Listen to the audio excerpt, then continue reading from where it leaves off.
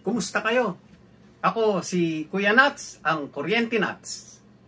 Kung electrician ka, dapat alam mo na walang 80% safety factor kang mababasa sa PEC. Wala niya na word for word na 80% safety factor. Kaso, madami tayong makikita na nagtuturo sa YouTube ng 80% safety factor at kung saan-saan ito ina-apply.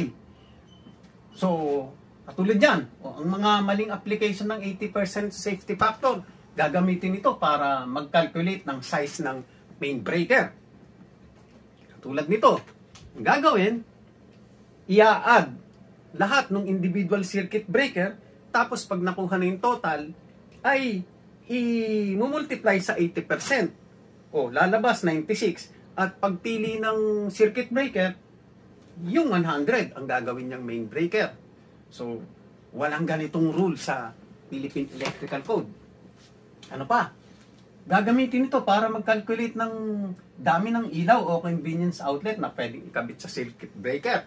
Halimbawa, ito, yan. Circuit breaker rating, imumultiply sa 80%. O, magiging 0.8 na lang. Magiging multiplier yung 80%. Tapos, imumultiply sa 230 volts. Makukuha yung VA, total VA. Tapos, yan, 3,680 VA. I-divide ngayon dun sa 180 VA per convenience outlet. Yan yung amount na binigay nating unit load na para sa isang convenience outlet. So, lalabas, 20 piraso ng convenience outlet. Pero, dadagdagan pa yan ng another 50% safety factor, kaya 10 na lang daw ay kakabit. So, nababawasan ng gusto yung effectiveness ng rules. Pangatlo, para mag-calculate ng maximum load na pwedeng ikabit sa circuit breaker. Katulad nito, ganito daw. Circuit breaker rating, load. So, pagka 15 amperes ang circuit breaker rating, lalagyan natin ng multiplier na 0.8, 12 amperes lang daw ang pwedeng ikabit na load.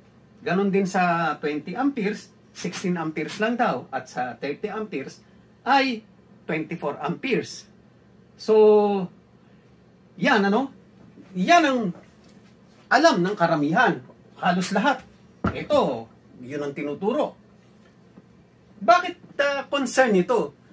Concern yan dahil magdudulot sa atin yan ng kalituhan at kaguluhan sa paggamit nitong 80% na rule na ito. Walang pinagbasihan ang paggamit ng 80% na ito. At kung hindi man, malabo ang pagkaunawa nila. Kunin natin ang dahilan bakit ito concern. Unang-una, hindi ito rule sa PEC. Hindi nabasa at na-interpret ng mahusay. Kaya sinasabing ganito ang paggamit ng 80%. Pangalawa, unnecessarily, nagdudulot ng konting kaba at saka confusion sa safety ng ginawa nating instalasyon kahit sinunod na natin yung rules. O pangatlo, nalilimitahan yung effective potential ng ginawa nating tama naman na instalasyon. So ang gagawin natin, tanggalin natin ang kalituhan tungkol dyan sa 80% rule na yan. So ang gagawin natin, kunin natin ang tamang rule sa PEC na naging sanhi. Bakit nanganak ng 80% safety factor na ginagamit sa ganito? Medyo nalito sa pag-interpret. Hindi masyadong binasa yung context at kabuuan ng rules sa Philippine Electrical Code. Kaya yan ang tatalakayin natin. So, umpisahan na natin. Kapag pumunta tayo sa Philippine Electrical Code Book, ay wala talaga tayong mababasa na 80% safety factor. Bagkus, ang issue na makikitaan natin ng 80% factor ay itong cord and plug connected equipment at demand factor para sa electric cooking equipment. Dito nga sa continuous load, ang mababasa natin, 125%. Yun lang, ang reciprocal ng 125% ay 80%.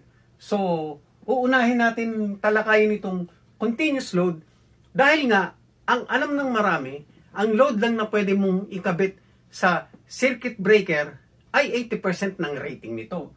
Ang gagawin natin, paghihiwa-hiwalayin natin sa 4 na video para may paliwanag natin ng husto ang bawat isang issue na ito. Kasi masyadong mahaba pag lahat na ito sasabay-sabay natin. So part 1, continuous load. At bilang parang bonus, ito wala ito sa Philippine Electrical Code Book. Pero gusto kong ipaliwanag sa inyo para maunawaan natin bakit merong percentage factor ang bawat isa rito. Dahil ang init ay related sa rated current. At ang kalaban ng ating electrical system ay init. So, yan.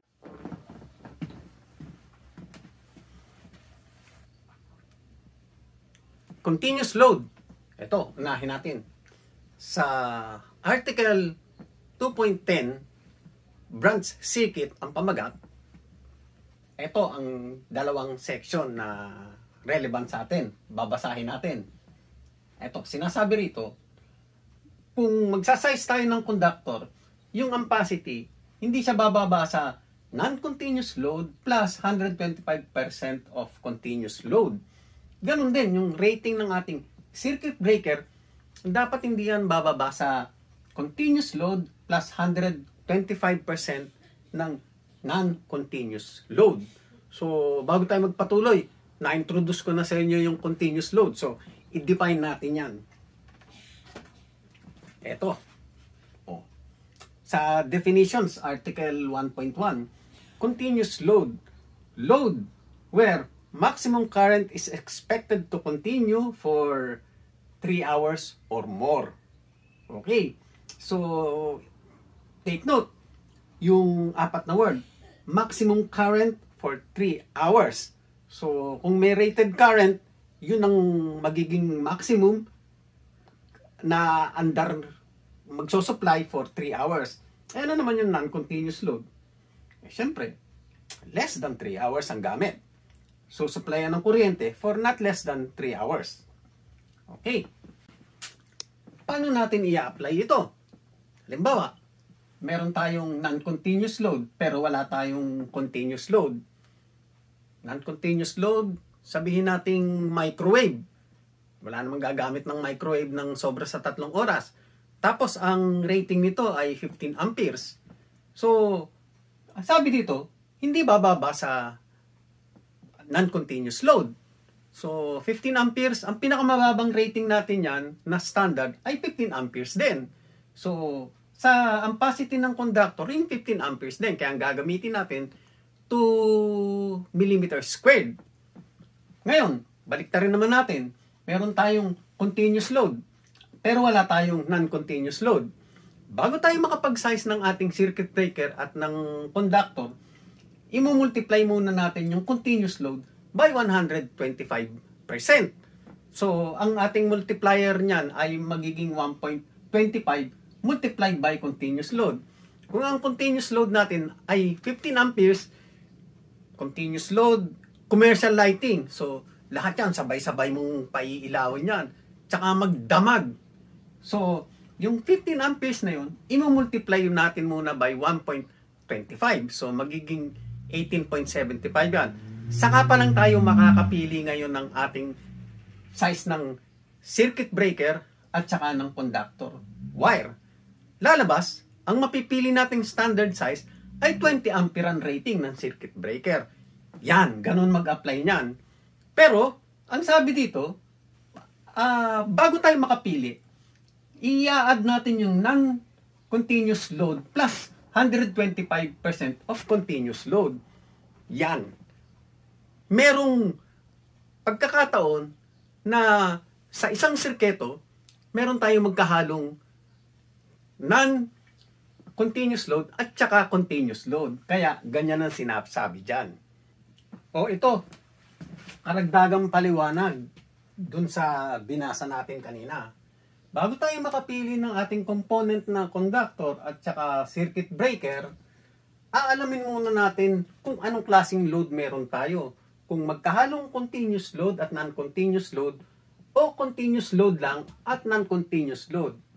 Halimbawa uli, ang ating load ay non-continuous load lang. So, wala tayong continuous load.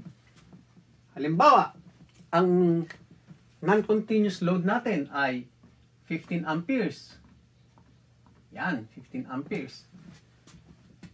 Ang pipiliin nating circuit breaker at conductor size, yung nasa 15 amperes din, ang pinakamababa. MS standard size niyan na 15 amperes.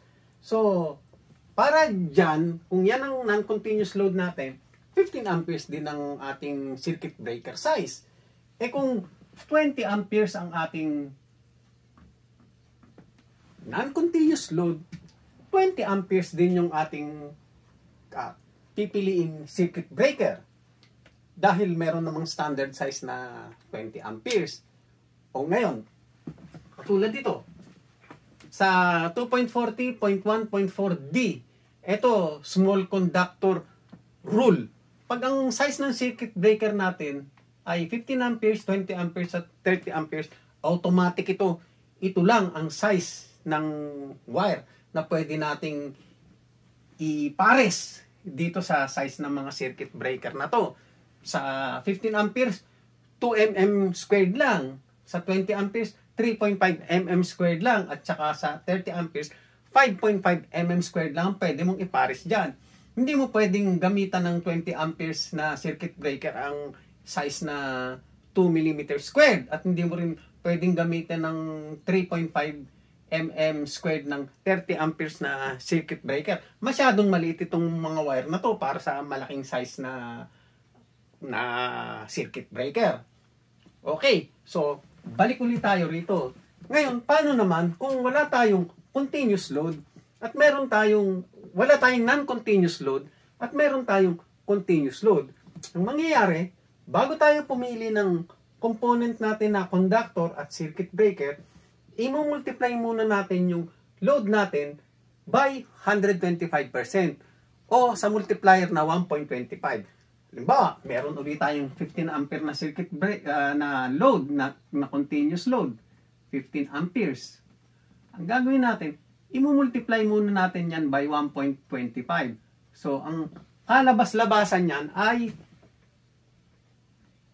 18.75. Saka pa lang tayo pipili ng ating circuit breaker size. Ang standard size ay 20 amperes.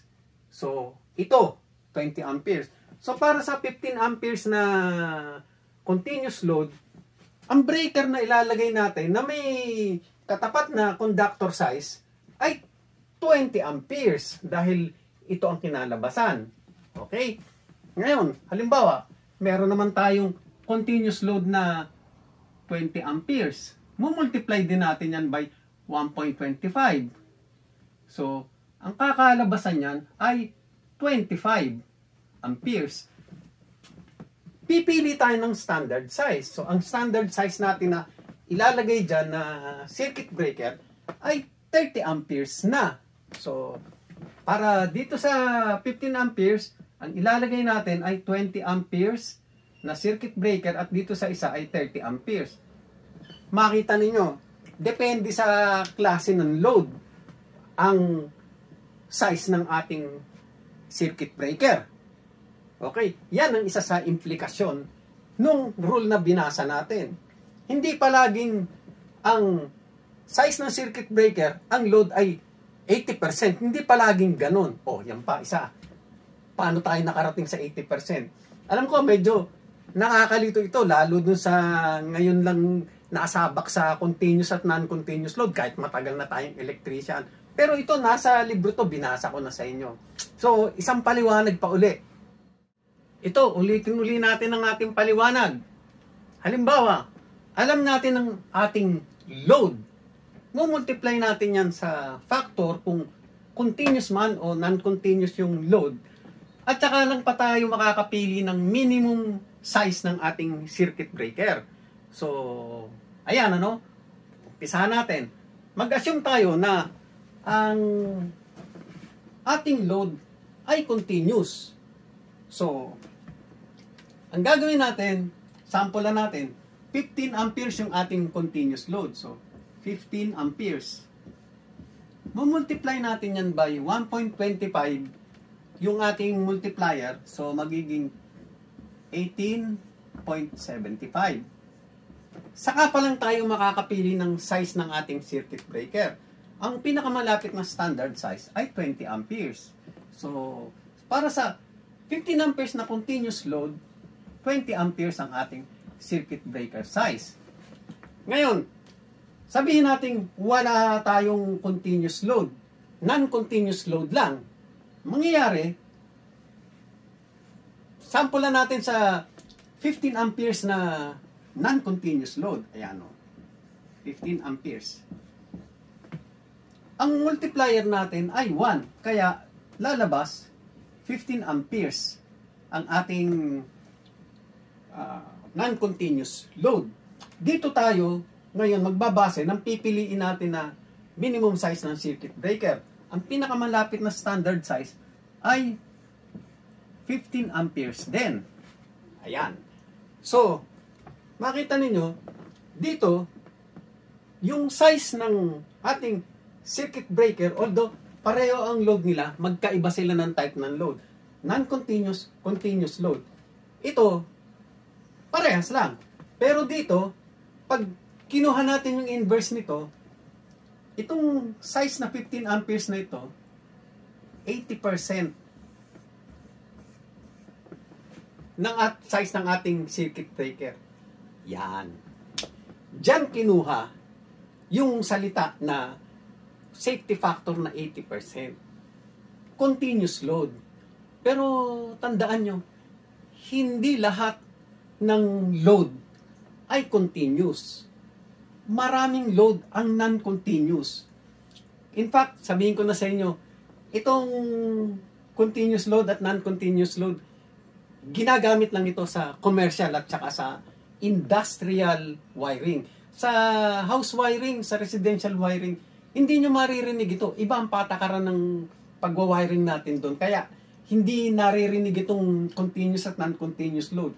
So, in effect, yung 80% na sinasabi nating safety factor, hindi rin masyadong gamit sa residential wiring. Katunayan ito, oh. Sample ng mga continuous load, commercial lighting, air conditioner, motors. So, kasi nagtatagal yan ng more than 3 hours eh. Na kung maximum current nung rating nating circuit breaker ang pinadaan natin for more than 3 hours, kinoconsider natin yung continuous load.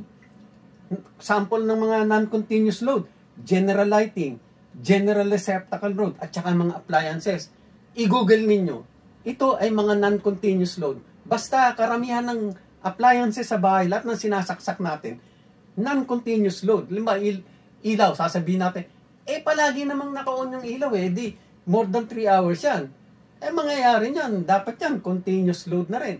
Tandaan ninyo, nung nagkabit tayo ng 15 ampere na circuit breaker para sa lahat ng ilaw, kinabit natin yung ilaw sa sala, ilaw sa bedroom, ilaw sa kusina. Hindi naman nangyayari. Sabay-sabay naka-on yan Pag nandun tayo sa living room, yun lang ang naka-on na ilaw. So, tingin nyo ba, nasa maximum current for more than 3 hours yung nilagay nating ilaw? Kaya ganun, ang general lighting, non-continuous load. Ganun din yung mga appliances at saka yung mga kasangkapang sinasaksak natin sa general receptacle load natin doon sa mga convenience outlet. Hindi naman natin pinagsasabay-sabay lahat yan. Kaya hindi tayo nagsasaksak ng maximum current for more than 3 hours. Paisa-isa lang, vacuum cleaner o electric fan. Hindi natin nasasagad yung rating ng ating circuit breaker. Kaya yung mga items sa bahay, classified dyan as non-continuous load. Meron na ba kayong nakitang nagluto sa electric oven o sa cooktop ng more than 3 hours? O kaya, nag-coffee maker ng more than 3 hours o oven toaster o microwave? Coffee maker, may talagang pero mababa lang, hindi umaabot sa nag-exceed ng ating maximum ampere rating ng ating circuit breaker. So, ayan makita nyo, hindi totoo na ang load lang na pwede nyong ikabit sa circuit breaker ay 80%. Yun. So, yan ang isa sa magpapabulaan na ang pwede mo lang ikabit sa circuit breaker ay 15 amperes. Dahil pag non-continuous load, katulad ng mga items sa bahay, 100% kung ang breaker mo ay 15 amperes, 15 amperes din ang pwede mong ikabit dyan.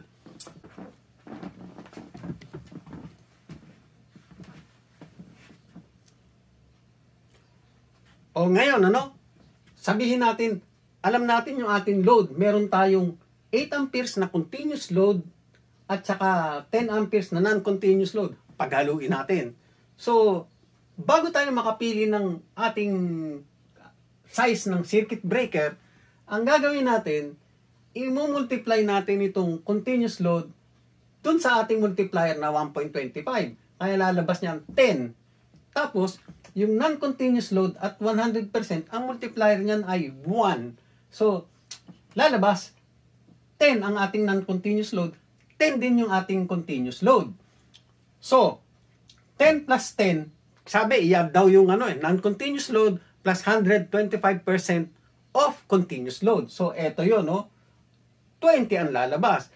Ang standard size na pwedeng hindi mas mababa dito ay 20 din. So, ayan. Ganyan, Pag pumili tayo ng size ng ating circuit breaker, inaalam muna natin kung ito ay continuous o non-continuous load. Hindi karaka-raka, i-dismiss natin ng lahat yan, lahat ng load. 80% lang yan ng size ng circuit breaker. Hindi ganun. Yun ang madalas trabahong tamad yun. Hindi yun nag-analyze ng rule sa Philippine Electrical Code. Ngayon, para patunayan ko na tama lahat ng sinasabi ko, may pupuntahan tayong table sa Philippine Electrical Code. Yan. Para wala nang kaduda-duda. Itong lahat ng paliwanag na to, nakalagay na sa isang table. Ito yung table na makikita natin sa Philippine Electrical Codebook, Summary of branch circuit. Nandun ito sa Article 2.10, branch circuit. Ano ba yung branch circuit? Ang branch circuit ay kabuuan na nung overcurrent protective device, nung ating conductor, at saka nung outlet device. Ang definition niyan sa Philippine Electrical Codebook ay conductor between the final overcurrent device and outlet. So, yan, nagsama-sama na yan tatlo rito. So, outlet, circuit breaker, conductor size. So, napakaganda nitong table na to, Kasi, ang discussion ng PEC sa conductor, hiwa-hiwalay, Conductor, tatas sa overcurrent device, hiwalay din doon sa mga receptacle outlet. Pero, kung ito, kopyahin ninyo, screenshot ninyo, magagamit ninyo to sa pag-design sa mga sirketo sa bahay na ikakabit ninyo. Pansinin nyo lang dito na yung circuit rating, yung circuit breaker, at saka yung maximum load, pare-pareho. Pag 15, 15 din lahat. Pag 20, 20 na rin lahat. 40, 50. So, yan, magpapabulaan dun sa tinuturo ng iba na ang maximum load na pwedeng mong ikabit sa circuit breaker na 15 amperes ay 80% lang. Hindi totoo yan. Eto, kabuuan na ito nung diniscuss natin kanina na continuous load at saka non-continuous load. Ito, applicable ito sa mga appliances, general lighting at general receptacle loads. Hindi ito applicable lang sa motor at saka sa mga aircon dun sa motor compressor loads na hindi cord and plug. Iba ang rule ng pag-calculate ng size ng conductor at saka ng overcurrent protective device para dun sa mga yon. So, may video tayo dun, Tsaka itong table na to, gagawin din natin ng video to. Kaya lang sa ngayon, ito ang preba na magpapatunay na tama yung sinasabi ko na ang maximum load na pwede mong ikabit sa 20 amperes ay 20 amperes din. Kabuuan ito ng continuous load na multiply mo by 125% plus non-continuous load. Yan, yun ang ibig sabihin niyang maximum load na yan. Ito na yung kabuuan ng ating discussion. So, yan ano, bago tayo makapili ng ating component, ng conductor at saka ng circuit breaker, alamin muna natin kung ano yung ating load. At kung puro continuous load, ang gagawin natin, i-multiply muna natin yan by 125%. At kung may non-continuous load, at saka natin idadagdag yung non-continuous load at 100% ng kanyang value. So, pagbaligtad naman, alam natin yung ating rating ng ating circuit breaker, doon papasok yung 80% na continuous load at saka 100% ng non-continuous load. Kaya lang gugulo kung ilalagay natin dito yung 80%. Sapat na ito kasi ito naman yung talagang nakasulat sa PEC. So, ang gusto natin, palabasin yung sinasabi ng PEC. Hayaan natin yung PEC ang mangusap sa atin. Huwag yung lalagyan natin ito ng ating interpretasyon, yung alam natin na 80%. Yun ang ilalagay natin. Kaya hindi natin maintindihan kung ano ibig sabihin nito eh. May idea na tayo na 80% lang dapat yung load ng circuit breaker eh. So, yung kagad ang ilalagay natin na interpretasyon eh. Mali. Dapat hayaan natin yung salita na sinasabi sa PEC ang mangusap sa atin. Okay? Maganda yung part 2, cord and plug connected equipment. Doon meron ng 80% factor tayong mababasa. At yun, panoorin ninyo. Maganda yun. Alam ninyo, kayo ang inaasahan ng ating bansa na maging ang mga batikang electrician pagdating ng panahon. So, kayo rin ang inaasahan na makaalam ng mga tamang rules sa instalasyon ng kuryente. Kayo ang inaasahan na magturo sa susunod na henerasyon ng mga nagbabalak na electrician na magturo sa kanila ng tamang paraan. Alam nyo, pahigpit ang scrutiny ng trabahong pag-electrician dahil sumisikip ang ating bansa, dumadami ang mga sakuna at ang mga aksidenteng nangyayari dahil sa paggamit ng kuryente. So, malaki ang responsibilidad natin. Kaya tayo ang inaasahan na makaalam ng tamang rules para mapangalagaan ang mamamayan laban sa mga disgrasyang maidudulot ng paggamit ng kuryente nang hindi tama. So, ayan. Tsaka, ang aking pag-asa, dapat pagdating ng panahon, kayong tumatayo dito na magturo ng tamang rules, na magpapaliwanag ng mas mahusay kaysa sa ginagawa ko. So, ang layunin natin ay maiangat ang antas ng pag-electrician sa ating bayan. Nang sa gayon, ay maganda ang kalakaran ng kukumpunin ng kuryente sa ating bansa. So, ayan. Kung nagustuhan ninyo ang presentasyon ko, sana i-like ninyo at mag-subscribe kayo sa aking channel. Gayun din, kung may tanong kayo o gustong malaman, sa abot ng aking makakayang ipaliwanag sa inyo, ay gagawin ko. Mag-comment lang kayo. At kung gusto nyo ng dagdag na kaalaman, mag-communicate tayo at sasabihin ko sa inyo kung anong gusto ninyong malaman. Okay? So, maraming salamat. At sana panoorin nyo pa yung iba kong mga video at i-share ninyo sa iba para makatulong tayo ng mas malawak ang ating maabot. Thank you.